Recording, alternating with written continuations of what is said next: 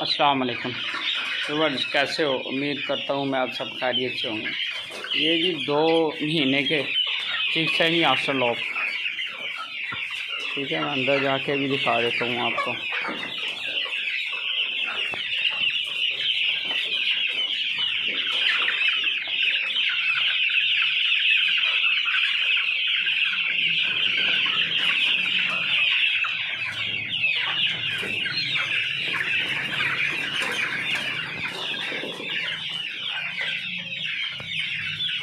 ये 2 मंथ के हैं जी फिक्स।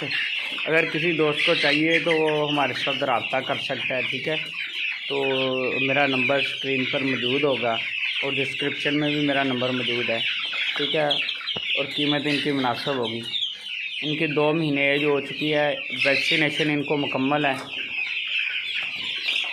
ये तकरीबन 200 के करीब चूज़ा है।